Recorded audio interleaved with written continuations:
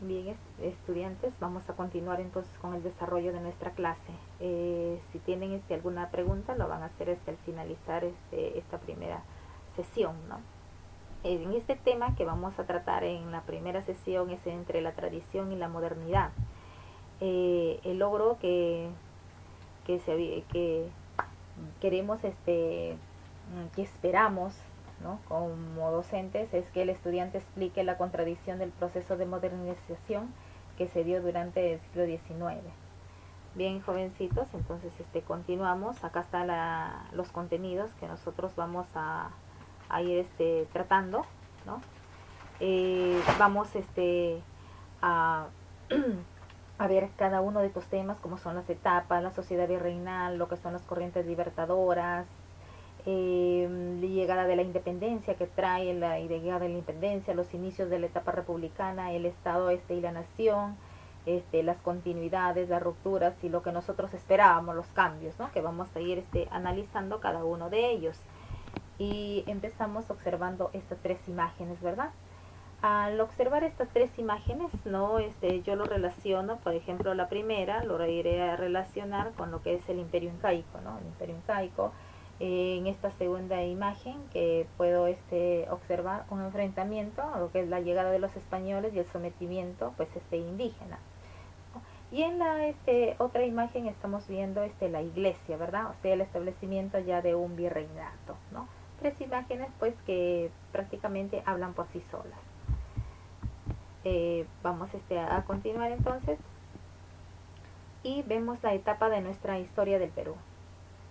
Según el historiador Pablo Macera, lo ha dividido en el periodo de autonomía y el periodo de dependencia. En el periodo de autonomía lo ha dividido en dos, que es el periodo pre-inca y el periodo inca. Dentro del periodo inca estamos hablando de las altas culturas. Hablar de las altas culturas, estamos hablando de la cultura chavín, o sea, estamos hablando del arte pues en la piedra pulida, ¿no? Como ellos perennizaron, ¿no? Lo que ellos veían. Recuerden que fue una sociedad teocrática, con muchas creencias que ellos tienen, adoración a sus dioses, y los rituales que ellos hacían, acostumbrados a consumir lo que es el brebaje del San Pedro, un alucinógeno, y que eran utilizados precisamente en sus rituales, y todo lo que ellos veían bajo este alucinógeno lo perennizaron precisamente en su arte. Por eso vemos los diseños, ¿no? Por ejemplo, en la estela de Raimondi, en el anzón monolítico, las cabezas clavas incluso. Tenemos también a la cultura Paracas, la cultura Paracas, que ha resaltado bastante en lo que es sus tejidos, sus fardos funerarios, en lo que son sus trepanaciones craneanas. ¿Por qué lo hicieron? Nos hemos preguntado por qué hicieron esas trepanaciones craneanas, enfrentamientos entre pueblos que tienen, y hay que solucionar ese problema, esa herida de ese soldado, de ese hombre Paracas. O también por las enfermedades que adolecían y lo que utilizan ellos para cubrir esa sutura, ¿no? Si es un integrante de la élite, una plancha de oro, una lámina de oro, y si es de repente del pueblo, un pedacito de calabaza, ¿no?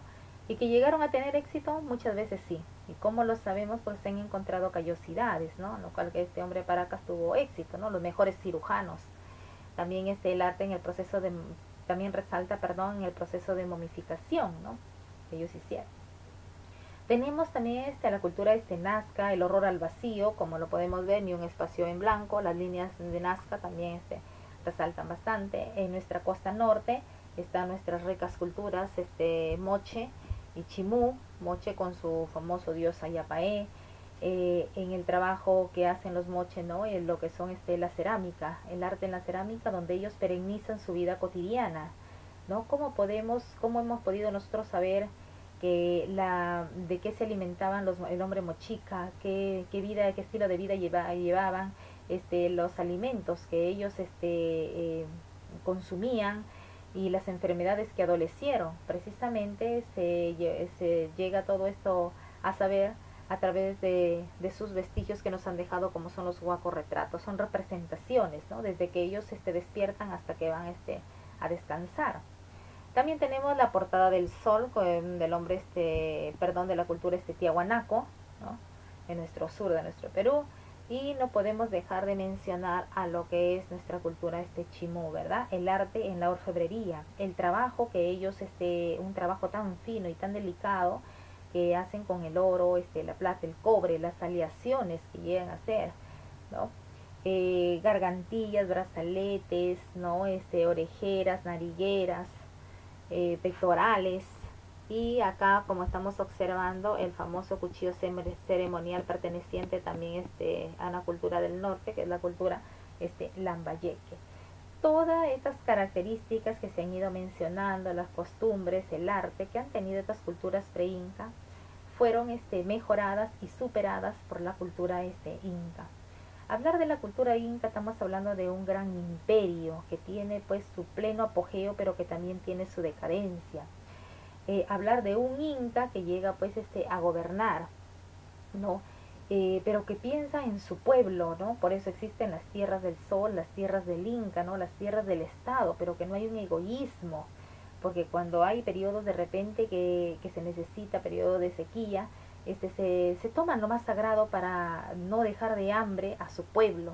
En este caso se toma, muchas veces no se tomaba las tierras del Inca, ¿no? O sea, los productos que habían sido recogidos para el Inca, pero con tal de satisfacer, ¿no? A lo que es su pueblo, o las tierras del sol, que era lo más sagrado, ¿no? Sus dioses. Hablar de un imperio que lograron, a que nos han dejado valiosos vestigios, valiosos patrimonios culturales, como por ejemplo Machu Picchu, Ollantaytambo, el Coricancha, que era su templo, Sacsayhuamán, ¿no? Hablar de un inca que pensó pues en un Yachayhuasi, una casa del saber, que pensó en Yahuasi, la casa de las escogidas, la casa de las vírgenes, que iban a ser destinadas para los sacrificios ante la ira de sus dioses, o que iba a ser la futura esposa del inca, ¿no? Hablar de un inca que tiene pues varias mujeres, que tiene la principal, que es la Coya, ¿no? Esposa y hermana del inca, y que tiene varias concubinas, y que en estas dos mencionadas no hay, digamos, ningún tipo de rivalidad, pero sí hay un tipo de, digamos, de desprecio que ellas tienen a una tercera, que esta es en el caso de la Pampa Guarmi, que era la mujer de la Pampa, ¿no? Hablar de un inca que tiene que prácticamente que practican, perdón, una religión politeísta, adoración a varios dioses, ¿no? Que van a hacer, pero que también tienen sus temores, y sus temores precisamente va a ser a ser embrujado. Una sociedad teocrática, ¿no? Una digamos un periodo que llega a tener el de 12 a 13 millones de habitantes.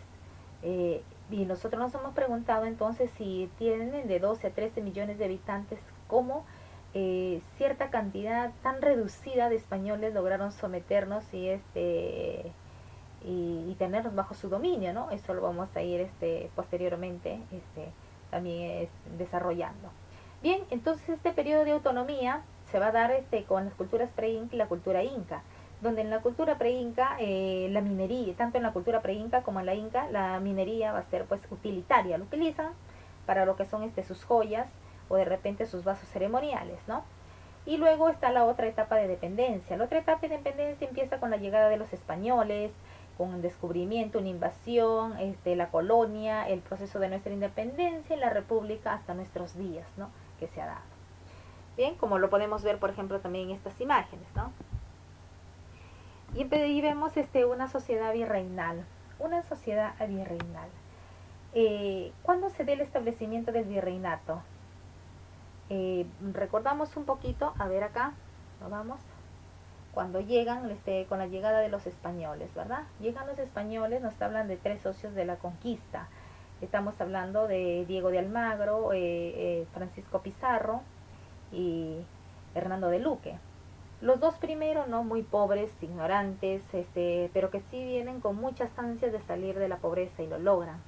Grandes amigos en un inicio, tienen una cantidad de vivencias que han pasado, que incluso Almagro pierde un ojo, producto de tener un enfrentamiento con algunos indígenas, y que posteriormente de ser grandes amigos entran ellos a una rivalidad que les va a conllevar a lo que es la muerte de uno de ellos, del principal, de Pizarro. Pero ¿por qué viene esa rivalidad? Porque cuando se hace la repartición de tierras y a Pizarro le toca lo donde hay bastante pues riqueza, ¿no? Le toca el Cusco. Y a Diego de Almagro le toca la gobernación de Tumbes. Es donde viene esa rivalidad y se da el enfrentamiento entre pizarristas y almagristas. Ante la muerte de Pizarro, ¿qué va a pasar? El rey de España va a enviar a un representante, ¿no? Con las famosas nuevas leyes. Ese representante es lo que estamos viendo acá, ¿no? El virrey, estableciéndose una sociedad virreinal. ¿Qué podemos observar nosotros en estas tres imágenes, ¿no? Estamos viendo, por ejemplo, acá el dominio, el sometimiento, la explotación en cuanto pues al pobre indígena, ¿verdad?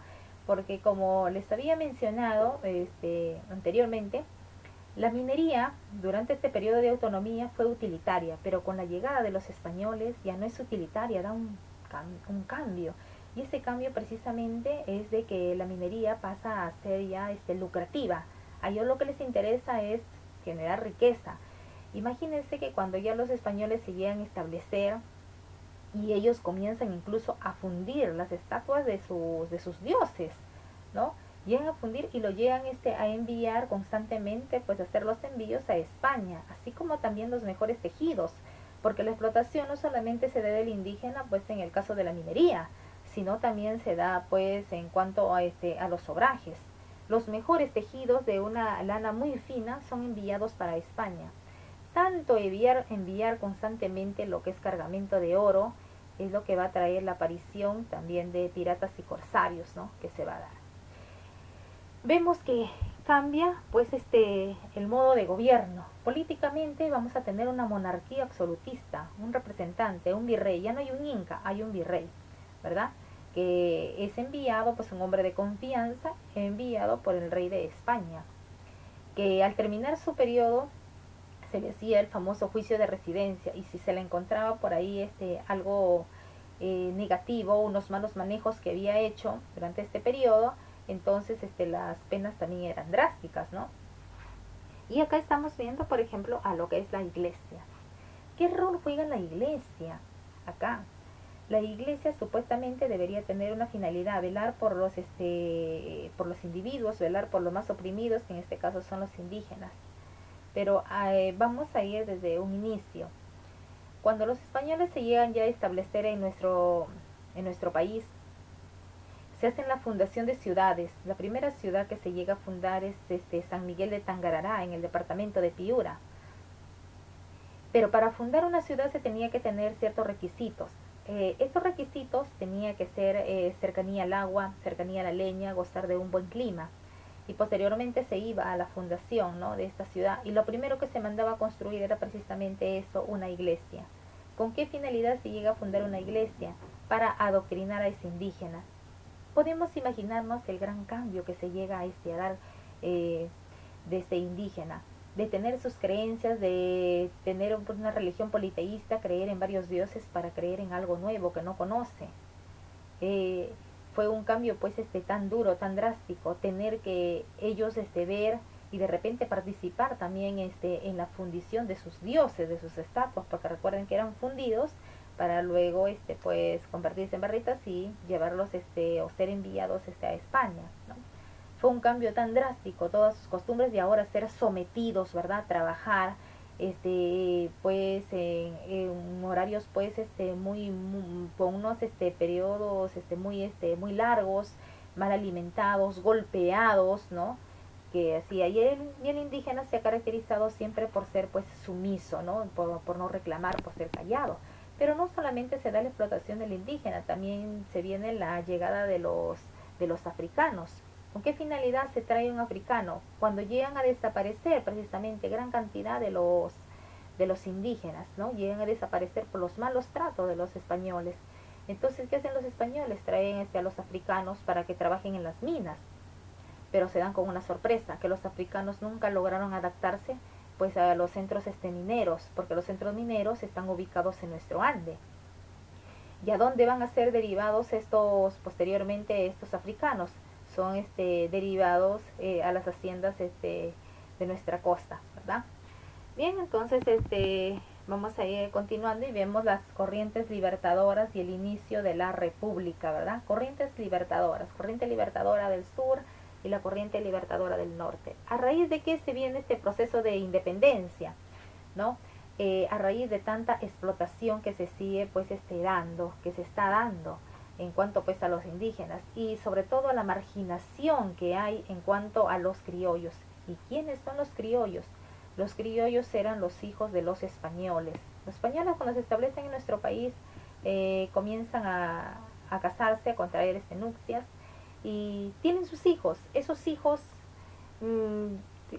van a nacer en tierra americana, pero que hay cierta discriminación, ¿no? Porque los cargos políticos, los cargos públicos deberían ser ocupados o fueron ocupados nada más por los españoles, más no por aquel que había nacido en tierra americana, ¿no? Posteriormente de ellos nace, ¿no?, el amor a la patria, se viene el proceso de nuestra independencia y se tiene conocimiento de libertadores, ¿no? Dos libertadores, uno del sur y el otro del norte. Que vemos que estos libertadores, cada uno de ellos tienen sus propios intereses, ¿verdad? Como vamos a ir desarrollando. San Martín y Bolívar. San Martín con la corriente libertadora del sur, que había logrado la independencia del sur gracias a su granaderos a caballo, ¿no? Su regimiento. San Martín, ¿por qué tanto quería lograr la independencia de nuestro país? No era porque de repente quería librarnos de ellos. Había un motivo principal. Y ese motivo principal radicaba en que la mayor concentración de españoles estaba en el virreinato peruano. Ahí estaba una mayor concentración de españoles. Entonces, si no se lograba expulsar a los españoles de este virreinato peruano, entonces, ¿qué pasaba? Su país todavía no había logrado totalmente sellar su independencia y en cualquier momento iban a volver a estar bajo el control de los españoles, ¿no? Entonces esto era la finalidad principal, ¿no? En 1821 se proclama nuestra independencia. Se inicia, mas no se sella todavía, porque se llega a sellar en 1824. Él ve que no han logrado pues expulsarlo definitivamente. Es cuando solicita apoyo, va a pedir apoyo porque quiere unir las fuerzas con el otro libertador del norte, pero hay intereses también que tiene Bolívar, y le facilita solamente una cantidad muy pequeña de soldados para hacer para poder expulsar a los españoles, lo cual era insuficiente. Y se da cuenta San Martín que no puede hacerlo y que su país sigue peligrando su independencia. Además, la popularidad de San Martín había bajado. ¿Y por qué baja esa popularidad de San Martín? Porque él propone ir a Europa, ir a buscar a un príncipe para que nos gobernara. Y nosotros ya no queríamos saber nada con un extranjero. Habíamos tenido una experiencia tan mala, tan negativa, tan triste con los españoles. Baja esa popularidad. Él hace su retiro. Y es cuando ingresa Simón Bolívar. Simón Bolívar ingresa y vemos también nosotros tenemos todas nuestras esperanzas en él para ya desligarnos definitivamente de los españoles. Y hay dos batallas principales, la batalla de los sables o la batalla de Arma Blanca, batalla sin humo, que fue la más triste, que es la batalla de Junín, ¿no? Más de cuántas horas el pobre soldado tener que estar enfrentándose, ¿no? Y con arma blanca morir desangrado. Y la otra batalla es la batalla de Ayacucho, y finalmente que se viene a capitular con la capitulación de Ayacucho en 1824, que esta capitulación de Ayacucho fue una vergüenza, porque prácticamente las decisiones que se llegan a tomar favorecen más a España. A los españoles que querían regresarse lo pagábamos su pasaje, y nosotros, el Perú, se comprometía a indemnizarlo, a pagar por todo ese tiempo que habíamos tenido ese enfrentamiento, como si nosotros hubiéramos tenido la culpa. Aquellos españoles que querían quedarse en nuestro país lo hacían y no se les quitaba sus bienes, y ese fue un grave error que se llega a tener, porque años más tarde, precisamente, esos españoles que se quedan acá en nuestro país son los que van a generar ciertos problemas. Tenemos un incidente de Talambo, de la hacienda de Talambo, donde estos españoles reclaman pues buenos tratos y quiere intervenir pues la reina de España, y tenemos problemas y tenemos otro conflicto. Entonces esta capitulación de Ayacucho pues prácticamente no nos favoreció y es muy criticada por el pueblo peruano, ¿no? Y posteriormente que se viene pues el nacimiento de un caudillismo militar y el surgimiento del Estado-Nación que nosotros vamos a ir viendo, ¿no? Se viene en esta nueva etapa republicana un primer militarismo, un primer civilismo, y vamos a ver pues que se llega a dar hasta un tercer militarismo, ¿no? Llegada de la independencia, como hemos ido mencionando, la proclamación de la independencia en 1821 y la capitulación de Ayacucho en 1824, ¿no? Que se va a dar. Que nosotros con la llegada de la independencia queremos cambios, y esos cambios principales que nosotros buscamos es terminar con la explotación pues del indígena. Cambios y permanencias en el proceso de la independencia. Como hemos ido mencionando, nosotros buscamos cambios, pero hay algunas permanencias que se siguen dando y que lo vamos a ir desarrollando. Y dentro de estas permanencias, principalmente lo que se va a dar es la explotación hacia el indígena, que no termina, que llega a terminar recién cuando se da la reforma agraria. Estamos hablando pues en la década de 60. Los principios de la modernidad, de los cambios de una etapa republicana, ¿no? Una libertad e igualdad entre todos los ciudadanos, una sociedad que debería principalmente fundamentarse en la primacía del individuo, un gobierno representativo, ¿no? Que se va a dar, que en este caso vamos a elegir a alguien que nos represente y que vele sobre todo nuestros intereses, ¿no? Contradicciones del proceso de modernización. En el Perú el Estado precedió a la nación. El Estado está conformado por quién, ¿no? Por poderes, por un gobierno representativo, y en la nación está integrada pues por la gran mayoría que tenemos algo en común, orígenes, una lengua materna, ¿no? Eso nos dice que el joven Estado nació como resultado de la independencia como una república, que venía a suceder al Estado virreinal y que se recusaba, pero con las condiciones para construir una comunidad nacional que no existía, ¿no? Estado y nación. El Estado es una forma del poder público abstracto e impersonal, separado tanto del gobernante como de sus gobernados. Recuerden que hay un gobernante porque precisamente una población lo elige para velar por sus intereses. ¿Los intereses de quién? De los gobernados, que en este caso los gobernados es el pueblo, ¿no? Y la nación, un conjunto de ciudadanos ligados por una historia que nos une, una lengua, culturas comunes, ¿verdad? Pero sobre todo la voluntad de vivir juntos y regirse a las mismas leyes e instituciones y velar que haya una igualdad, ¿verdad? Pero eso vemos que no se llega pues a dar. Que continúa una gran desigualdad social que sigue dándose. Y esta desigualdad social vemos cuando se llega a restaurar ese tributo indígena que en un momento con José de San Martín va a ser anulado, ¿no? Se llega pues a restaurar bajo el nombre de la contribución personal. Se sigue repitiendo o sigue continuando la utilización gratuita de la fuerza del trabajo indígena, y eso lo podemos ver ya, por ejemplo, en lo que es República Aristocrática, lo podemos ver en lo que es el Oncenio de Leguía, que se va a dar en 1919, y que en las sesiones posteriores ya lo vamos a ir nosotros desarrollando.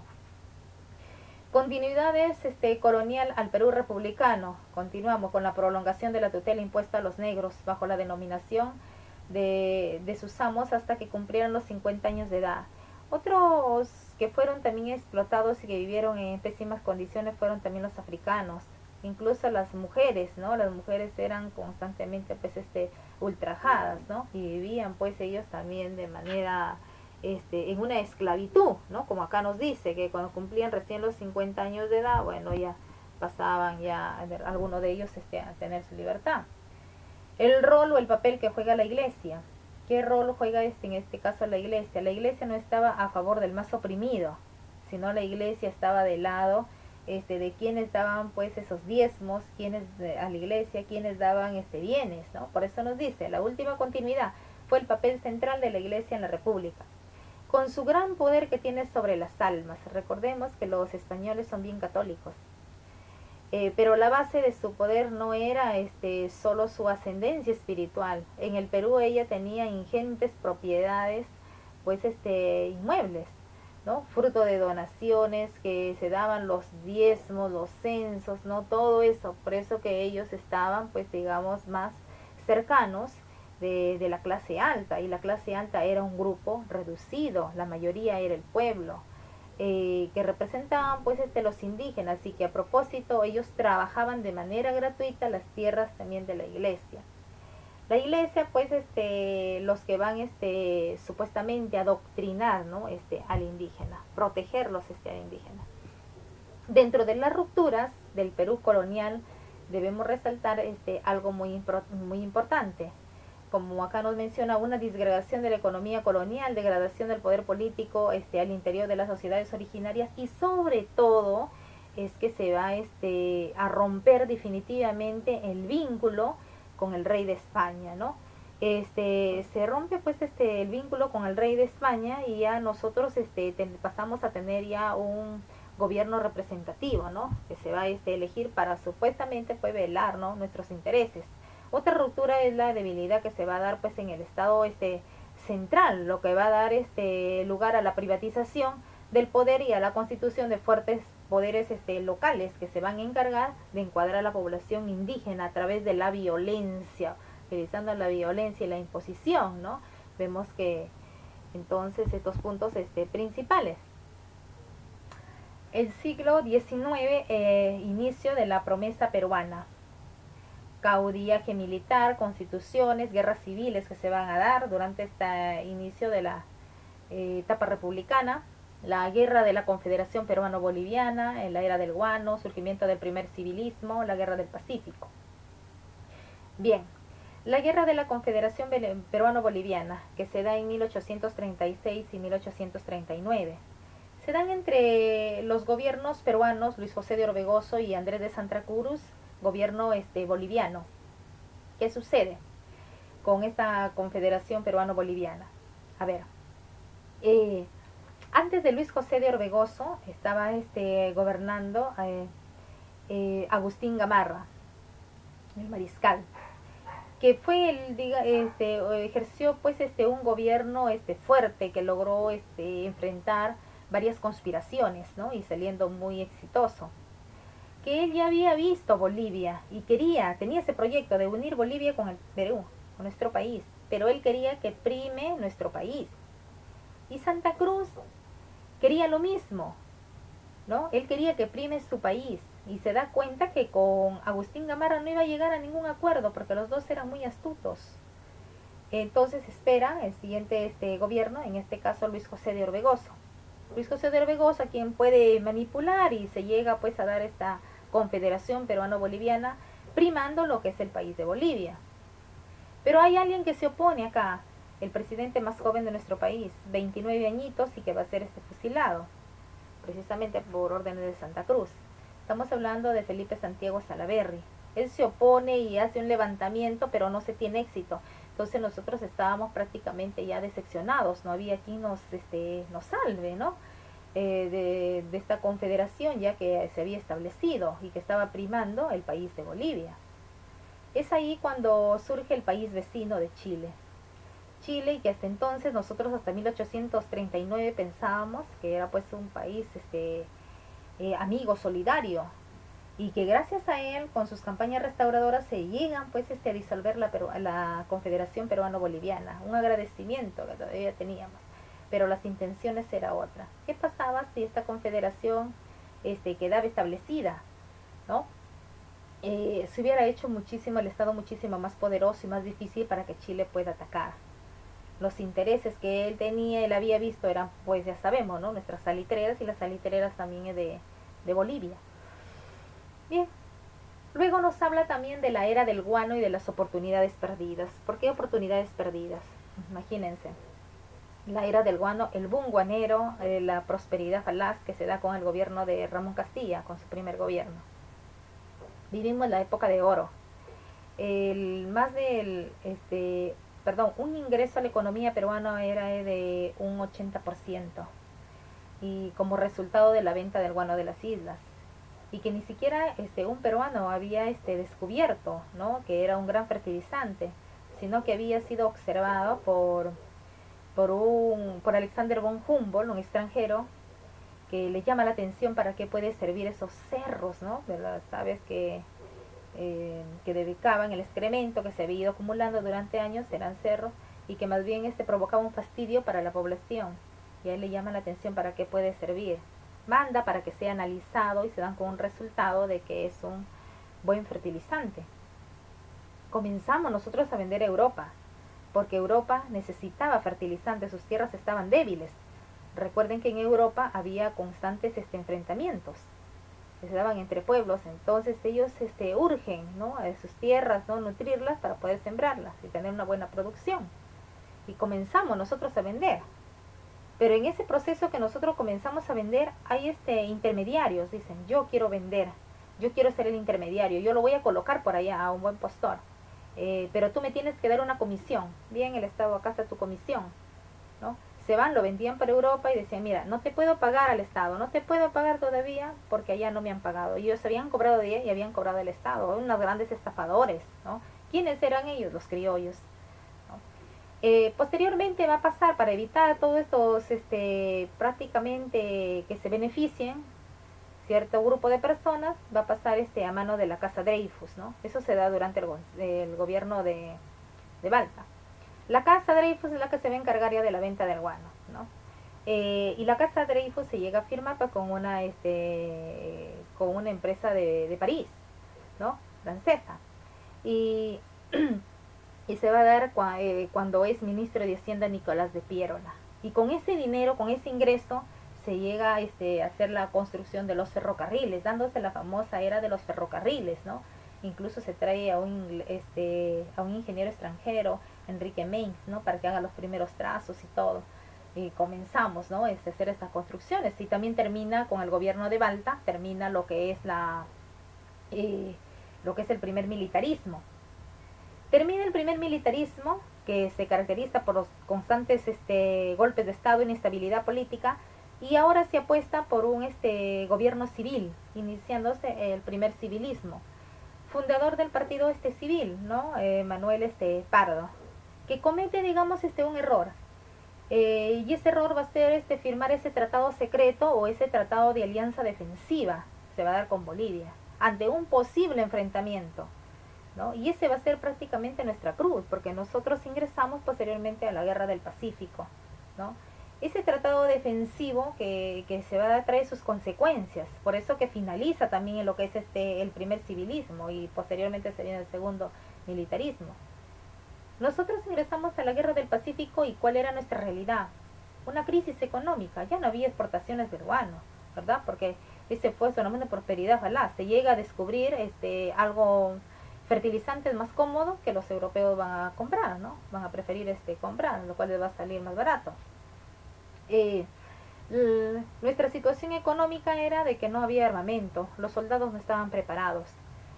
El armamento que se había comprado durante este boom guanero que nosotros vivimos, se compran armamentos, se compran embarcaciones, ¿no?, los primeros barcos a vapor, que hasta entonces nosotros éramos la envidia, ¿no?, de los países vecinos, porque no lo tenía nadie, solamente nosotros. ¿Y con qué dinero? Con la venta de guano. Eso, todo lo que se había comprado, es utilizado en la Guerra del Pacífico, que ya estaba obsoleto, estaba viejo, ¿no? De repente había un patriotismo por parte del pueblo peruano, los jóvenes, de querer participar, ¿no?, en la guerra, pero no estaban preparados. De nada servía que ellos quieran participar si no estaban preparados, no había el armamento adecuado. ¿Quién era presidente durante la Guerra del Pacífico?, ¿no?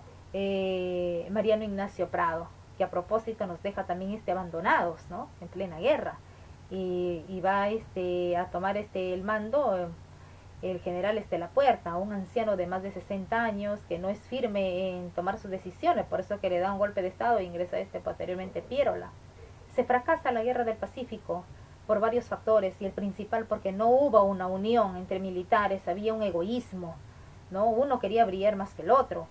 Tuvimos la oportunidad de vencer de repente al enemigo, sí, cuando ellos se dieron una gran borrachera porque asaltaban pues nuestras licorerías.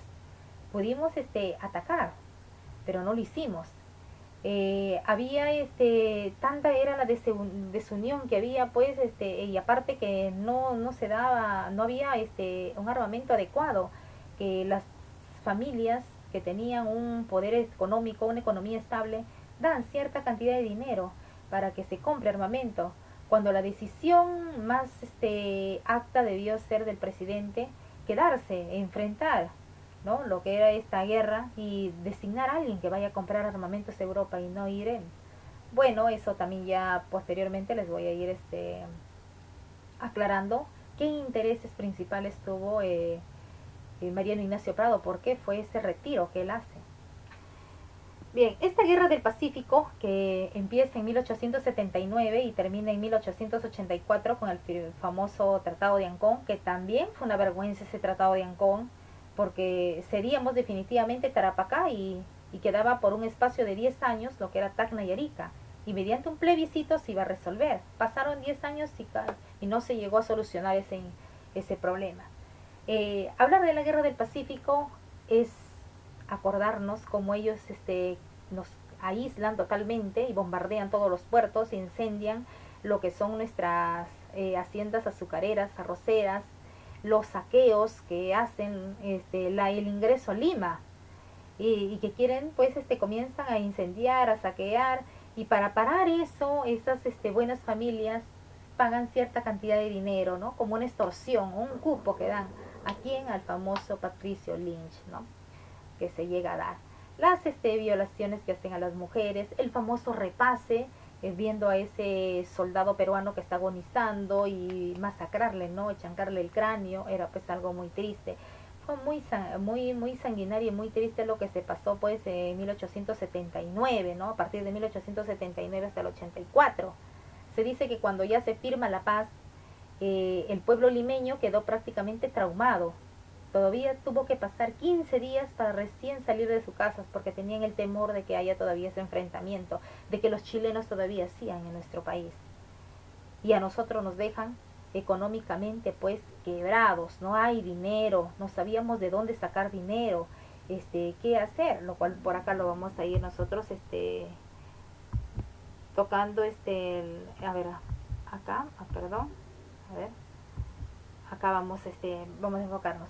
¿Cuál era cuando les digo que no había no había dinero? Una de las salidas precisamente que va a dar uno de los gobiernos al establecerse ya lo que es el segundo militarismo, que en este caso es Andrés Avelino Cáceres. Una de las salidas que ve para salir de esta crisis económica por la cual nosotros estamos pasando es firmar el famoso contrato Grace. ¿Y el contrato Grace en qué consistía? En ceder nuestros ferrocarriles por un espacio de 66 años a una empresa inglesa, ¿no?, que ellos lo esté prácticamente en mano de ellos. Y esos ferrocarriles, recordamos un poquito, esos ferrocarriles habían sido precisamente construidos durante el gobierno de José Balta, y darle por un periodo de 66 años, que significaba que ellos nos iban a devolver ya cuando estén totalmente ya obsoletos, lo cual va a generar pues muchas críticas por la población peruana. Y eso se va a firmar pues con el ministro de Hacienda, que en aquel entonces pues era Antero Aspíllaga, un personaje pues perteneciente a una de las familias más ricas de nuestro país, ¿no?, que se va a dar. Se firma ese famoso contrato Grace, y también se viene pues a bajar todita la popularidad de Andrés Avelino Cáceres, ¿no?, más conocido como el Brujo de los Andes, por haber participado en la Guerra del Pacífico. Se dice que fue una de las medidas que se tenía que tomar debido a la grave crisis económica que nosotros estábamos afrontando. Y era una de las medidas que prácticamente nos iban a salvar. Pero también fue criticado, como vuelvo a mencionar, por lo que son 66 años que ellos los iban a utilizar, ¿no? Y que posteriormente, ¿no?, cuando se dé el oncenio de Leguía ya no va a ser 66, sino 99 años, ¿no?, que se va a modificar. Era comenzar a trabajar después de la Guerra del Pacífico de cero. Porque ¿qué pasaba? Recuerden que nuestros puertos estaban bombardeados y dinero no había. Nuestras haciendas estaban pues incendiadas, las industrias que habían sido pues totalmente pues bombardeadas. Era empezar de cero, no sabía ni por dónde empezar. Una biblioteca que había sido incendiada, ¿no? Que habían sido saqueados, un invento que teníamos, por ejemplo, un reloj de Pedro Ruiz Gallo, que fue llevada por los españoles, hasta nuestro mismo Huáscar es llevado como trofeo. Y es y más triste, ¿no? Si nosotros queremos observarlo, tenemos que ir no a Chile, pagar y poder observar nuestro monitor Huáscar. Esas grandes familias que hace un momento mencioné, que pagaban cupos que a Patricio Lynch para que Lima no sea totalmente saqueada, atacada, y esas familias que dieron cierta cantidad de dinero al gobierno de Mariano Ignacio Prado para la compra de armamento, estas familias vieron paralizada su economía durante pues estos años, del 79, 1879 a 1884. Ven una economía paralizada y ellos quieren recuperar, ¿no?, todos esos años que no han visto ningún tipo de, digamos, de producción, porque muchos de ellos eran dueños de tierras en nuestra costa norte, dedicados pues a la agroexportación, al sembrío de la caña de azúcar, ¿no?, del arroz, y ellos quieren recuperar su economía, ¿no?, es una economía que se había visto pues muy afectada, y ellos se van a enfocar pues aprovechándose de esa coyuntura política que se está dando del segundo militarismo, de esa firma del contrato Grace, para ellos prepararse para llegar a un segundo civilismo y recuperar todo lo que las pérdidas que ellos habían tenido, ¿no? Prepararse para qué, para llegar al poder, para tener el control, y siguen dándose las desigualdades, porque posteriormente surge lo que es ya el segundo civilismo, ¿no? Que es la llamada república aristocrática, que va a durar también un periodo de 24 años. Y estos señores es un grupito reducido, son unas 40 familias que ellos quieren recuperar su economía, y qué mejor que recuperar economía llegando al poder ellos y tener el control político, ¿no? Porque dentro de esta república aristocrática o segundo civilismo vemos que va a primar bastante pues los intereses individuales. Yo llego al poder porque voy a velar, no por mis tierras, me dedico a la agroexportación o de repente exportación de minerales. Entonces, ¿de qué manera me va, voy a sacar a leyes de repente a mi favor, como los aranceles bajos, los impuestos bajos, ¿verdad? Lo cual va a ser muchísimo más lucrativo, pero que también se viene una etapa de bastante, pues, explotación hacia quién, hacia el indígena, ¿verdad? Hacia el sector más bajo, que es el pueblo, ¿no?, que se va a dar. Bien, continuamos. Acá los caudillos militares, que tienen un objetivo monopolizar, ¿no?, lo que es los poderes del Estado. Caudillos militares, hemos hablado de un primer militarismo que nos iniciamos, que hay un caudillaje militar, los golpes de Estado constantemente, ¿no?, que quieren llegar al poder. Cuando nosotros se da el proceso de nuestra independencia, ya se proclamó la independencia de nuestro país, nosotros esperamos ya con esta etapa republicana pues ya vivir en armonía y que sobre todo haya una igualdad para todos, pero la desigualdad se sigue dando porque hay intereses propios. Nosotros elegimos, ¿no?, a que nos gobierne, se elige para que se gobierne, un gobierno representativo, pero vemos que hay los intereses de ellos, los militares se comienzan a dar los golpes de Estado constantemente, o sea, no hay una estabilidad política, y eso lo que le trajo fue pues un atraso a nuestro país y para que surja también el primer civilismo. Pero nos habremos preguntado nosotros, ¿por qué surge un primer militarismo en nuestro país? Porque a los civiles nadie los conocía, en cambio a los militares ellos gozaban de bastante popularidad. ¿Por qué ellos gozan de bastante popularidad? Porque ellos habían participado en la guerra de nuestra independencia, ¿no?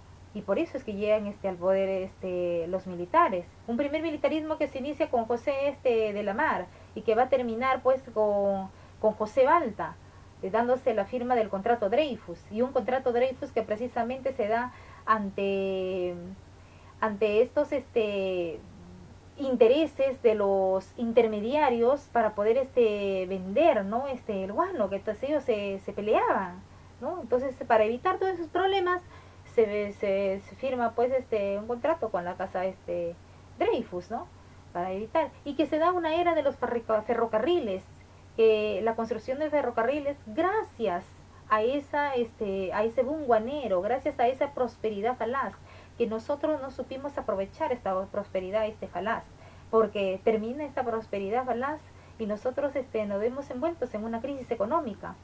Era un 80% de los ingresos que a nuestra economía como resultado de la venta del guano de las islas. ¿Qué se debió hacer? Pagar la deuda, terminar de pagar la deuda interna, pagar la deuda externa que nosotros teníamos y que esa deuda nos arrastraba desde la famosa capitulación pues de Ayacucho, ¿no? Castilla, cierto, lo llega a pagar gran parte de la deuda interna, y es más, se iba a terminar ya de pagar y eso lo convenía al próximo presidente, a quien él llega a apoyar, Rufino Echenique, ¿no? Para que llegue al poder. Pero Rufino Echenique no llega a pagar y más bien esa deuda interna llega a crecer. Es por eso que Ramón Castilla lo llega a dar un golpe de estado, ¿no? Y llega al gobierno por segunda vez. ¿Qué pasa con la deuda externa? Sí, ahí vigente, más los intereses, ¿verdad? Que nosotros teníamos. Pasó ese boom guanero, pasó esa prosperidad falaz, y esas deudas quedaron y fueron creciendo, porque ahí nada más nosotros ingresamos a la guerra con Chile, y en la guerra con Chile quedamos totalmente devastados, porque nuestra economía llega pues hasta a quebrar. Era empezar de cero, no teníamos absolutamente nada. Por eso que en eso se excusa lo que es Andrés Avelino Cáceres y se llega a firmar lo que es el contrato Grey, pero que también no era dable, porque vemos que se dan los ferrocarriles por un espacio de 66 años, que ellos lo van a tener y después de 66 años nos van a devolver, pero en condiciones pésimas, ¿no? Bueno, ha sido pues lo que ha ido pasando pues en nuestra historia, ¿no?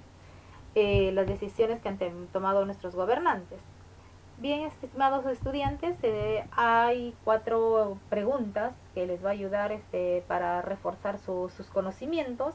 Estas 4 preguntas, como ya han sido explicadas, se va a enviar también de manera virtual, vía Canvas. Voy a aperturar por ahí un foro, entrega de trabajos o de repente en tareas. Ya se les va a dar las indicaciones cuando comencemos con el check de preguntas.